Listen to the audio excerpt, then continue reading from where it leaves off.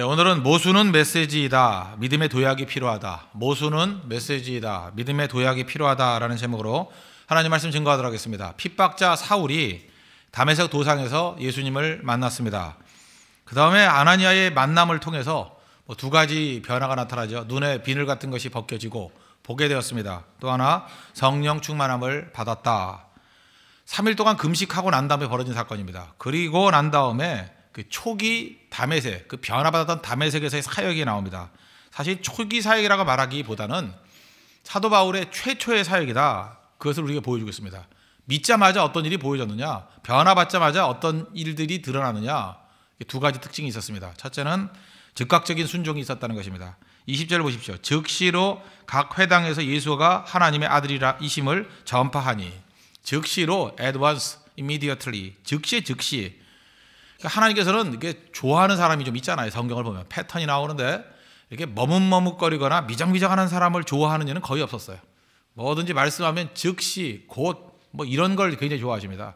예수님 제자들도 보십시오. 예수님 부르니까 곧 따랐다, 뭐 즉시 따랐다, 다 버리고 따랐다, 뭐 이런 사람들을 주님이 주로 쓰시지, 뭐 고민이 많았다거나 뭐 신중하거나 우리가 볼 때 너무나도 이렇게 미적미적거린다거나 이런 사람을 썼던 일은 없다라는 것입니다. 신중하다는 거 좋은 겁니다. 근데 신중하다는 것은 시간이 오래 걸린다 그런 뜻이 아니라는 것입니다. 그러니까 명확한 게 있잖아요. 명확한 것은 바로 순종해도 된다는 것입니다. 우리가 어제도 말씀을 나눴지만 기도해야 될 필요성이 왜 있느냐? 기도를 하면 명확해집니다. 그래서 명확해지기 때문에 결정 시간이 빨라진다는 거예요. 이거는 경솔해서가 아닙니다. 명확하기 때문에, 정확히 보이기 때문에 그죠? 결정 시간이 빨라진다는 것입니다. 예를 들어서 우리 양궁샷 같은 거 한번 보십시오. 가끔마다 어떤 선수들이 있으면 너무 오래 조준을 하는 사람이 있어요. 보는 사람도 불안하죠. 조준하다가 한 번 더 내렸다가 다시 하면 그냥 애간장기 타잖아요. 저거 왜 저러나. 그런데 잘하는 선수들을 보면요, 물론 바람이 불어가지고 타이밍이 안 맞을 때가 있습니다. 그럴 땐 신중하게 쏘죠. 어떤 때는 뭐 5초, 6초 기다렸다가. 그런데 명확히 타겟이 보일 때는 곧장곧장 쏘는 선수가 좋은 선수래요. 제가 그 감독이 하는 인터뷰를 들어봤더니 그러더라고요. 그래서 그 오래 끄는 버릇, 그 나쁜 버릇이라고. 명확하면 쏴야 되고, 바람이 와가지고 흔들리게 되면 그때는 조금 더 신중해야 되고. 그렇지만 원칙은 명확하면 바로바로 쏘는 거래요. 우리 신앙도 마찬가지라는 것입니다. 하나님께서 우리에게 명확히 보여준 게 있지 않습니까? 그 머뭇거릴 필요 없다는 거예요. 곧장 순종하고, 또 흐릿하거나 아직까지 무엇이 정확한 길인지 잘 안 보일 때는 신중하게 기도해야 되겠죠. 그런 두 가지가 병행돼야 되는 것이 필요하다는 것입니다. 기도를 많이 하면요, 하나님께서 우리에게 모든 것들을 압축적으로 제시해 주십니다. 농축적으로 제시해 주십니다. 생략이라는 게 있는 게 아닙니다. 요한복음 2장에 보면은 물이 포도주가 되는 사건이 나오죠. 가나의 혼인잔치. 이게 물이 포도주가 됐다, 중간 과정이 생략됐다, 그게 아니에요. 생략이 아니라 압축된 겁니다. 물로써 포도주가 되는 모든 과정이 압축이 돼가지고 순식간에 일어난 거지, 그게 생략된 게 아니라는 것입니다. 신앙생활도 마찬가지라는 거예요. 어떤 사람은 뭐 하나님의 기적이 임하게 되면 생략이 되는 줄 알아요. 생략되지 않습니다. 모든 과정은 다 있어요. 다만 압축될 뿐이라는 것입니다. 다 같이 따라합시다. 기도하면 압축된다. 예, 기도하면 압축되는 것입니다. 우리가 압축 파일 그런 게 있어가지고 요즘에 젊은이들은 이해하기 편할 거예요. 압축 파일은 어때요? 없는 게 아니죠. 모든 게 다 들어있는데 다만 압축돼 있을 뿐이에요. 그래서 빠른 시간 안에 가벼운 모양으로 이렇게 전달받을 수 있잖아요. 하나님께서 우리 인생 가운데도 압축 파일로 주실 때가 있다는 것입니다. 기도하면 압축이 된다는 거예요. 그래서 모든 것을 다 머뭇거릴 필요성이 있는 것은 아니라는 것입니다. 지금 영광의 예수님 만났습니다. 만났으면 이제 순종해야죠. 그리고 압축적으로 헌신할 필요성이 있다라는 것입니다. 지금 홍대세교회 같이 이제 개척교회 상황 아닙니까? 이럴 때는 사실 이게 선교를 간다 그러면 사실 어떤 때는 뭐 1년 내내 선교 가는 거 다 갈 수 있습니까? 뭐 이렇게 말할 수도 있어요. 그건 맞습니다. 그죠? 인생의 균형도 필요한 거죠. 근데 어떤 걸 이렇게 초창기 할 때 보면요, 하나님께서 압축적으로 일하실 때도 있어요. 그래서 좀 과도하게 헌신할 필요도 있고요, 과도하게 부르심이 있을 때는 좀 갈 필요도 있고요. 사도행전 한번 쭉 읽어보십시오. 그 1장부터 한 10장까지 보면 막 긴박감이 있지 않습니까? 뭐 이런 일 터지고 저런 일 터지고 막 여기 헌신하고 저기 헌신하고 막 그런 일 있지 않아요? 그러다가 뒤쪽으로 가면 갈수록 어떤 일이 벌어져요? 약간 느슨해지고 일상적인 과정 속에서 일하시는 모습이 나옵니다. 지금 교회가 개척 상황이라는 건 뭐예요? 사도행전 1장부터 10장까지 상황이라고요. 그럴 때 어떤 때는 과도하게 선교할 수도 있고요, 과도하게 기도할 수도 있고요, 저 과도하게 헌신하는 것들이 필요할 수도 있다는 것입니다. 아이들도 깐난하게 한번 태어나는 거 보십시오. 몸무게 몇 킬로 태어나요? 한 3kg에서 4kg 태어나고 우량아 그러면 뭐 한 4.5kg도 태어나고 그러잖아요. 근데 걔네들이 먹는 양이 얼마인지 아십니까? 하루에 한 1kg쯤 먹어요. 알아요? 먹기도 무지 먹고 싸대기도 무지하게 싸대고. 그게 아이들 아닙니까? 몸무게의 25%를 먹는다니까 하루에. 그러니까 성장하잖아요.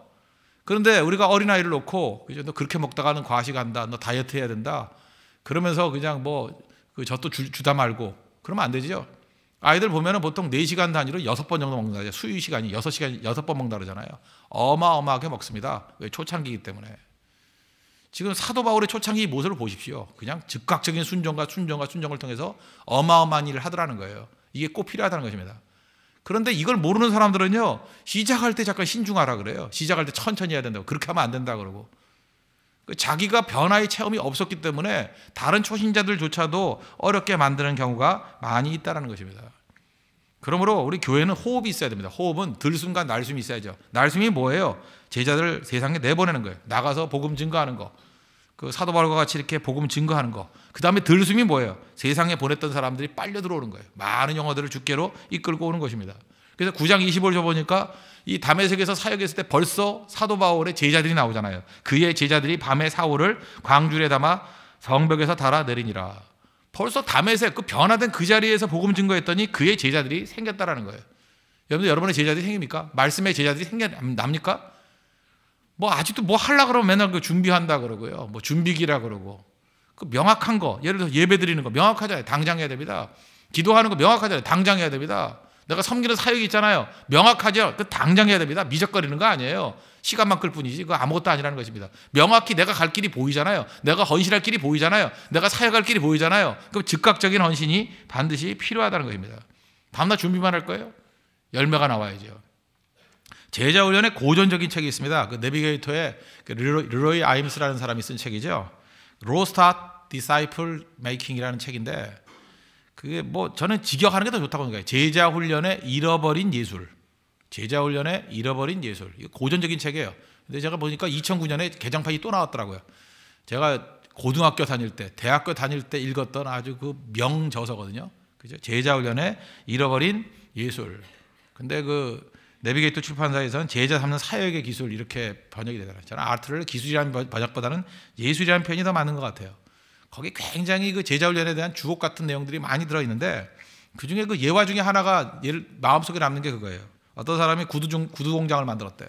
만들어가지고 많은 돈을 투자하고 많은 일꾼들을 불러 모았답니다. 그래서 그 공장장에게 물었대요. 구두 언제 나오냐? 그랬더니 지금 준비 중입니다. 구두 언제 나오냐? 그랬더니 지금 뭐 시스템을 짜고 있습니다. 그래서 몇 년 지났대, 몇 년. 그리고 몇 년 지나고 난 다음에도 보니까 뭐 준비하려고 하니까 너무 준비할 게 많지요. 그죠? 뭐 가죽도 준비해야 되고 뭐도 준비해야 되고 너무 치밀하게 하려고 그러다 보니까 결국은 2, 3년이 지났는데도 불구하고 구두를 만들어내지 못하더라는 거예요. 그러면서 리로이 아임스가 이런 얘기합니다. 그때 그 사장의 심정이 어떻겠느냐? 답답하지 않겠느냐? 공장 만들어 놓고 엄청나게 투자했는데 구두가 나오질 않으니. 그게 바로 예수님의 마음이라는 거예요. 아니 교회에 성도들 보내주고 일꾼들 보내주고 모든 거 다 은혜 주시고 성령 부어주시고 뭐 다 주셨는데 우린 밤낮 준비만 한대요. 언제까지 준비만 할 거예요? 뭐가 나와야 될 거 아니에요. 생명이라 그러면 생산이 돼야 될 거 아니에요. 생산이 없다 그러면 문제가 있지 않습니까? 그렇다 그러면 그런 공장 폐쇄시켜버리고 다시 만들어야죠. 그런 일꾼들이 가면 다 흩어버리고 다시 모아야죠. 그렇지 않아요? 그게 교회의 갱신이에요. 갱신, 각성이고. 다시 일어나야 된다는 것이면 생산이 있습니까? 뭘 만들어내고 있어요? 뭘? 믿음이 있으면 믿음은 역사, 워킹이 있어야 될 거 아니에요. 믿음의 역사가 있어야 될 거 아니에요. 생명이 있다 그러면 생명에 어떤 열매가 있어야 될 거 아닙니까? 그게 없다 그러면 문제가 되는 거죠. 바울을 보세요. 사도 바울. 다메섹 도상에서 예수님 만나자마자 사흘 동안 금식기도 하고 즉시로 나가서 복음 증거했더니 벌써 나오잖아요. 그의 제자들이 거기서 다메섹에서부터. 그러니까 여러분들 뭐 오래 끌 게 아니라는 것입니다. 즉각적인 순종. 이게 하나님 앞에서 필요한 것이고 그런 사람을 쓰신다는 거예요. 그런 사람을. 열매 있는 신앙인이 되는 축복이 임하기를 기원합니다. 또 한 가지 이 초기, 이건 초창기, 최초의 사도 바울의 사역의 특징이 뭐냐 하면 그의 그 진리에 접근하는 방식이에요. 그 팩트와 팩트를 연결시켜야 된다는 것입니다. 이게 이제 바울의 신학하는 방법의 아주 중요한 단서인데 이런 거예요. 사도 바울은요, 진리에 대한 태도가 참 좋았습니다. 우리도 이 태도를 가져야 된다는 거예요. 먼저 예수님에 대해서 오해했다 그랬죠. 오해 중에 하나가 뭐예요? 뭐 이거 오해인지만 사실이죠. 나무에 달린 자는 저주받은 자다. 이거 신명기에 나오는 진리죠. 저주받은 자다. 그래, 저주받았어요. 또 하나 시편 22편 1절에 나오는 걸 예수님 십자가상에서 외쳤죠. 나의 하나님 어찌하여 나를 버리셨나이까. 엘리 엘리 라마 사박다니. 그죠? 말 그대로 그걸 외치고 죽은 걸 봤거든요. 들었거든요. 그러니까 분명히 저주받은 자다. 이거 팩트예요, 팩트. 그런데 담에서 또 향해서 또 다른 팩트를 봤어요. 그러면 이런 분은 어디 있어야 돼요? 지옥에 있어야 되는데, 담에 또 향해서 만났던 예수님, 나는 내가 박해하는 예수다. 그런데 그 예수님은 어떤 분이냐면 영광 가운데 하나님 보좌 우편에 계신 예수님이에요. 이것도 사실이죠. 두 가지 사실이 모순 아니에요. 그죠? 저주받아서 지옥에 가 있어야 될 분이 어떻게 지금 보니까 하나님 보좌 우편에서 영광 가운데 있는 분이라는 거예요. 저주와 영광 해결이 안 돼. 가운데 뭐야? 블랙박스가 있다. 블랙박스. 그래서 잊지 마십시오. 인생을 살다 보면 모순을 접할 때가 있거든요. 메시지 가운데도 모순적인 메시지가 있습니다. 모든 모순에는 메시지가 있어요. 그 안에 진리가 담겨져 있다는 거예요. 그래서 사도 바울은 이 팩트와 팩트를 연결시키면서 이제 그의 초창기 메시지에 어떤 그 근거가 나와요. 사도 바울이 제일 먼저 외쳤던 복음이 뭐냐? 그러면 여러분들 그거 정확히 얘기해 줘야 돼요. 예수는 하나님의 아들이다. 이걸 선포했어요.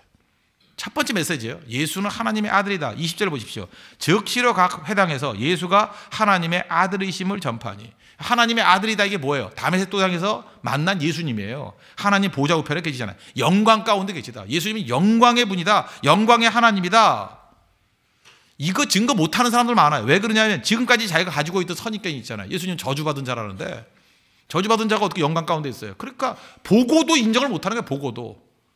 그 자기의 그런 걸 뭐라 그래요? 선입견이라기도 하고, 어떤 때는 개똥철학이라고 그러잖아요. 지가 갖고 있는 개똥철학들. 그죠? 그거 어떤 때는 개똥 믿음이야 진짜. 그냥 이상한 믿음 가지고 있어가지고, 그런데 현실은 그게 아니거든요. 그러니까 그 틀 안에 갇혀가지고 다른 걸 하나도 받아들이지 못한다는 거예요. 답답한 거죠. 답답한 거. 베드로도 그랬어요. 베드로도 이방인들은 하나님께서 받아들이지 않는다. 그걸 깨기 위해서 예수님께서 보여준 게 뭐예요? 하늘에서 보자기를 내려가지고 거기에 뭐 온갖 더러운 짐승들 먹어라 그랬잖아요. 주여, 주여라는 건 뭐예요? 내가 종이란 뜻 아니에요? 그럼 뭐 하라면 따라 해야 될 거 아니에요? 근데 모순적인 얘기를 하죠. 주여 그래놓고 그럴 수 없나이다. 예수님보다 자기가 더 정통이에요. 예수님 먹으라 그랬는데 안 된대. 예수님 틀렸습니다. 그 얘기 아니에요. 그럼 주여가 아니잖아요. 우리가 그러고 있다고요. 내가 믿고 있는 것, 그냥 내가 알고 있는 것, 그 틀에 갇혀가지고 또 다른 팩트가 오더라도 받아들이지는 못하는 거예요. 내가 알고 있는 거, 그래, 놔두라고요. 그 팩트라고요. 또 다른 팩트가 있을 때 그 받아들여야죠. 바울은 그걸 했다는 것입니다. 영광의 예수님 만났다는 거예요. 그래서 예수는 하나님의 아들이다. 아들이다. 그럼 그 다음이에요. 내가 볼 때 예수님은 저주받은 분이다. 이거 맞잖아요. 이거 이 팩트. 또 하나는 뭐예요? 예수님은 하나님의 아들이다. 영광스러운 분이다. 이 팩트와 팩트 둘 사이에 긴장감이 있잖아요. 긴장감. 그래서 이 두 가지를 놓고, 그래서 예수 믿는 사람들이 어떻게 성경을 접근해야 되냐면, 내가 알고 있는 것에다가 살붙여 나가는 식으로 하다가는 도저히 진리를 깨달을 수가 없어요. 내가 아는 부분, 또 다른 아는 부분, 이 팩트와 팩트를 징검다리 넘듯이 넘어가야 돼요. 그래서 제가 붙인 말인데, 고고학적으로 성경을 연구해야 돼요. 팩트가 있으면 점이에요. 점에서 점으로 다 모순이거든요. 연결이 안 돼. 그 연결시키기 위해서 메시지가 필요한 거라고. 이 두 가지가 뭔가 바울의 신학하는 방법이었어요. 저주받은 분이다. 그런데 하나님의 영광의 아들이 되셨다. 그럼 뭐예요? 이 두 가지가 뭐예요? 모순이죠. 그래서 이걸 이렇게 해석했다는 거예요. 예수님은 저주받긴 저주받았는데 왜 저주받았느냐? 자기 죄가 아니라 우리 죄를 위해서 저주받은 자가 되었다. 이해가 되죠? 저주받은 건 맞다고, 이 팩트는. 근데 그게 예수님의 죄가 아니라 우리 죄를 위해서, 나의 죄를 위해서 십자가에 죽으셨다. 그 해석이 어디 나오냐? 갈라디아 3장 13절에 나와요. 지금 여기서 그 나오는 메시지를 갖다가 살붙인 게 갈라디아서니까. 갈라디아 3장 13절 보니까 그리스도께서 우리를 위하여 저주를 받은 바 되사, 저주받은 거 인정하잖아요. 율법의 저주에서 우리를 속량하셨으니 기록된 바 나무에 달린 자마다 저주 아래 있는 자라 하였음이라. 신명기의 말씀을 인정하면서 내가 처음 믿었던 저주받은 자가 맞긴 맞아. 그런데 그 저주가 예수님이 저주받은 자인 줄 알았는데 아니더라는 거예요. 우리 죄를 위해서 저주받은 바 되었다. 그 다음에 그 저주, 한 사람의 저주가 우리 모든 사람을 위해서 대신 죽은 게 됐다라는 그것으로 연결돼요. 고린도서 5장 14절 보니까 한 사람이 모든 사람을 대신하여 죽었은즉 모든 사람이 죽은 것이라. 예수님 죽은 것이 우리 모든 사람이 죽음과 똑같다라는 거예요. 그래서 예수님께서는 모든 인류를 구원하기 위해서 이 땅에 오셨다. 그 모순 속에서 메시지를 잡아내줘요. 십자가의 메시지를. 그래서 그 다음 메시지가 뭐겠어요? 그 다음 메시지가 예수는 메시아다. 어떤 메시아예요? 우리를 죄에서 구원할 메시아다. 그러니까 사도 바울은 초창기부터 명확한 메시지가 있었어요. 그죠? 영광의 예수님을 바라보고 그 팩트를 자기가 모르는 영광의 예수님을 다메섹 도상에서 발견하고 그 모순 속에서 예수님의 대속의 죽음이라는 메시지를 끌고 나오더라는 것입니다. 그게 십자가의 죽음이라는 거예요. 십자가의 의미다. 그래서 예수는 메시아다. 오늘 22절 보세요. 사울은 힘을 더 얻었다는 뭐예요? 논리의 힘을 얻었다는 거예요. 하나님께 주신 지혜죠. 예수를 그리스도라 증언하여. 그리스도가 뭐예요? 메시아라는 뜻이에요. 메시아. 이제 그리스도라 증언하여 다메섹에 사는 유대인들을 당혹하게 하니라. 우리를 죄에서 구원할 메시아다. 이게 바로 사도 바울의 증거의 핵심이었다는 것입니다. 그렇다 그러면 지금 오늘 방법론에 대한 것만 좀 설명을 할게요. 우리도 이 땅을 살면서 어떻게 살아야 되냐면 이 모순적인 것들이 있잖아요. 그죠? 내가 다 이해해야 되는 게 아니에요. 우리가 무슨 학자들도 아니고 그렇게 머리 좋은 것도 아니고. 근데 띄엄띄엄 오는 진리들이 있거든요. 그럼 그때 필요한 게 뭐예요? 도약의 도약, 리핑, 그게 점핑. 그래서 그냥 믿고 뛰는 거예요. 믿고 뛰는 거. 그게 반드시 있어야 성장하는 거지. 그래서 소심한 사람들 있잖아요. 맨날 그냥 앉아가지고 그냥 개잘개잘이라 그래. 뭐라고 표현하는지 모르겠어요. 그 좁쌀같이 믿는 놈들 있잖아요. 쪽쌀같이 믿는 놈들. 뭐 욕하면 또 하나 갖다 붙이고 하나 갖다 붙이고. 답답해 미치겠어요. 그래가지고 무슨 일을 해요. 우리가 그 마가복음 3장 5절에 말씀했죠. 그 한편손 마른 사람이 있었는데 예수님께 뭐라 했어요? 내밀라. 논리적으로 말이 안 되잖아요. 그죠? 마른 손인데 어떻게 손을 내밀어요? 이걸 고쳐줘야 내밀지. 내밀라 그랬더니 비하게 리핑. 내밀매. 그 손이 회복되었더라. 그게 믿음이에요. 믿음. 도약이잖아요. 도약. 그죠? 말랐는데 내밀래요. 그랬더니 힘줘가지고 내밀었더니 뭐 중간에 아무것도 없다. 다 리핑해. 도약. 그 손이 회복되었더라. 하나님이 그렇게 하는 겁니다. 그죠? 주님이 된다 그러면 왜 되느니 어떻게 되느니 뭐 따질 게 아니라 된다면 되는 거지 뭐 말이 많아요. 그죠? 가라면 가는 거지 뭘 말이 많아. 그죠? 그렇잖아요. 하라면 하는 거지. 그 도약이 필요하다는 거예요. 도약이 되면 되더라는 거예요. 그러니까 두 가지가 모순이거든요. 이거와 이거에 말이 안 되지 않습니까? 뭐 언제 여러분 인생은 말이 돼요 지금? 지금 사는 꼴이 말이 돼요 지금? 뭐 자기도 말도 안 되는 인생을 살면서 말이 안 돼. 인생은 다 말이 안 되는데 믿음으로 도약하면 그때부터 역사가 나타난다는 거예요. 이런 게 뭐 도처에 나와요. 한두 가지가 아니고 모든 신학은 여기서 나오는 거예요. 모순에서 나오는 거예요. 모순에서. 예를 들어서 아브라함의 예를 한번 들어봐요. 아브라함이 하나님께서 백세해 주신 아들이 있었습니다. 아들이 있었는데 창세기 22장에 보니까 아들을 바치래요. 이게 사실이죠. 내가 귀를 의심할 게 아니죠. 하나님이 아들을 바치래요. 번제를 드리래요. 이것도 사실이에요. 팩트예요. 그런데 하나님이 그 전에 또 약속을 하셨거든요. 하나님은 약속을 변함이 없으시는 분이죠. 이삭을 통해서 하늘의 별과 같이 만들어주겠다. 내 자손이라 칭할 자는 이삭이라. 그 말씀을 주셨거든요. 모순 아니에요. 아니 지금 잡아 죽이라는데 이삭을 통해서 하늘의 별과 같이 되게 만든다는데 이삭은 10대 티네이저예요. 아직도 장가도 못 가서 애도 없어요. 모순이잖아요. 모순. 이게 말도 안 되잖아요. 근데 모순적인 게 우리 인생 가운데 온다고 이게 도대체 말이 됩니까? 근데 그 안에 파워가 있어요. 그 안에. 그 해석이 어디 나오냐? 히브리서 11장 믿음장에 나와요. 17절부터 19절까지 보니까 아브라함은 시험을 받을 때 믿음으로 이삭을 드렸으니 그는 약속을 받은 자로 돼 그 외아들을 드렸느니라. 그에게 이미 말씀하시길 내 자손이라 칭할 자는 이삭으로 말미암으리라 하셨으니 바치라 팩트. 이삭이 그 아들이다 팩트.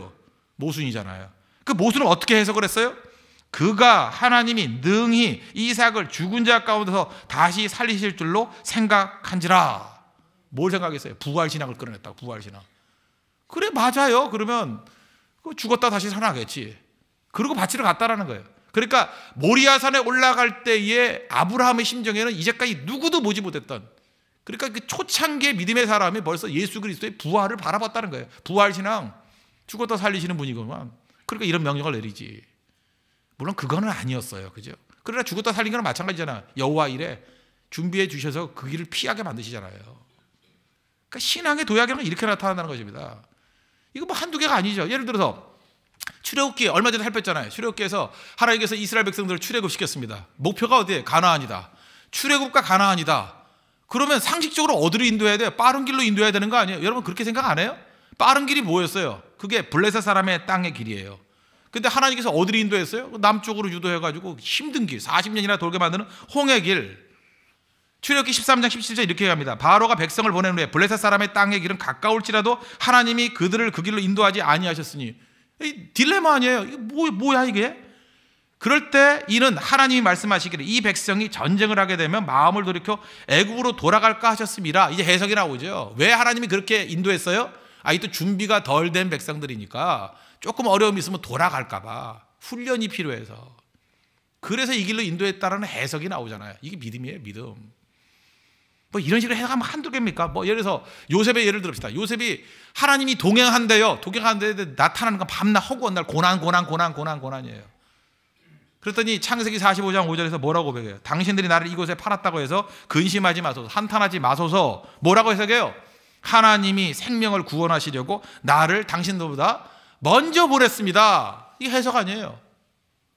사도 바울이 로마서 8장 28절에서 또 뭐라고 해석해요? 하나님을 사랑하는 자, 곧 그의 뜻대로 부르심을 입은 자들에게는 모든 것이 합력하여 선을 이룬다. 다 똑같은 얘기예요. 똑같은 얘기. 다 모순에서 나오는 얘기라고요.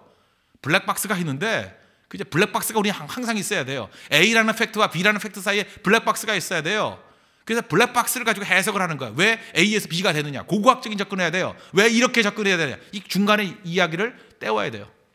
하나님의 사랑이구나, 하나님의 연단이구나, 하나님의 인도하심이구나, 하나님의 뜻이구나. 그걸 바라볼 줄 알아야 된다는 것입니다. 그러므로 모든 믿음은 다 도약이 있어야 되죠. 도약 없는 게 무슨 믿음이에요? 뭐 하나씩 알아가는 거예요. 무슨 뭐 암송하는 거 뭐 천자문 외우는 건지 알아요? 신앙이? 그러므로 하나님께서 우리에게 중요한 게 뭐예요? 어느 순간인가 A라는 곳에 있을 때 갑자기 B라는 지리를 뚝 던져주셔요. B라는 명령을 던져주신다고. 그럴 때 믿음 가지고 도약해야죠. 모세를 보세요. 그 미디안 광야에서 양치고 있을 때 갑자기 뚱딴지같이 하나님이 나타나셔가지고, 그죠? 바로에게 가라. 이게 연결이 돼요? 연결이 되냐고요? 안 되잖아요. 근데 순종하고 나아갈 때 그 중간까지 없을 때 하나님께서 얼마나 많은 뜻과 은혜 가운데 400년이라는 그 시간을 채우고 난 다음에 하나님이 일하시는 그 시간이 참에, 그죠? 이 fulfilled, 시간이 이루어지게 만드는 그런 신학적 역사들이 있었잖아요. 우린 다 몰라요. 알 필요도 없고. 나중에 깨닫는 거죠, 나중에. 그러므로 우리가 필요한 게 뭐예요? 믿음의 도약이 있어야 됩니다. 제발 그 꼰질꼰질하게 믿지 마십시오. 그죠? 하나님께서 A라는 시점에서 B라는 명확한 사실을 주셨다 그러면 그땐 도약해야 돼요. 알고 가는 거 아니에요? 믿고 가는 거지. 뭐 아브라함이 다 알고 뭐 갈대아 우르에서 가나안으로 가라가지고 갔어요? 내 모든 것을 다 버려두고 내가 내게 지시할 땅으로 가라. 도약이 도약. 모세도 도약이었고 예수님의 제자들도 도약이었고 여러분에게 필요한 게 도약이에요. 지금 이 시대에 리로의 아미즈가 얘기하는 게 그거예요. 제자가 필요하다가 제자는 뭔지 아십니까? 주님의 명확한 명령 앞에 다 알 수는 없고 다 이해할 수는 없지만 주님이 명령하시니까 믿음의 도약을 하겠습니다. 내밀라. 그럴 때 내밀 수 있는 사람이 필요합니다. 그래야 그 손이 회복되는 역사가 나타나게 된다는 거예요. 오늘도 이 아침에 분명히 하나님께서 여러분에게 주시는 그런 메시지가 있다고 생각합니다. 명확하게 보여요. 눈에 훤히 보이는 명확한 뜻. 도약하셔야 됩니다. 결단하셔야 됩니다. 이제는 그 믿음의 뛰임이 있어야 돼요. 리핑이 있어야 돼요. 점핑이 있어야 돼요. 그거 없는 거 나는 신중한 성격이 아닙니다. 그 믿음이 없는 거예요. 하나님이 사용하지 않습니다. 우리 홍대석의 모든 성도들이 하나님께 사용할 수 있는 이런 믿음의 도약이 있는 신실한 하나님 백성 되기를 바랍니다. 그러므로 사도 바울의 초창기 사역의 특징이 뭐예요? 첫째, 즉각적인 순종. 이것도 마음에 들지만 또 하나가 뭐예요? 신학적인 이 멘탈에 있어서도 기가 막힌 순종과 도약이 있었다는 거예요. 저주받을 자라는 팩트.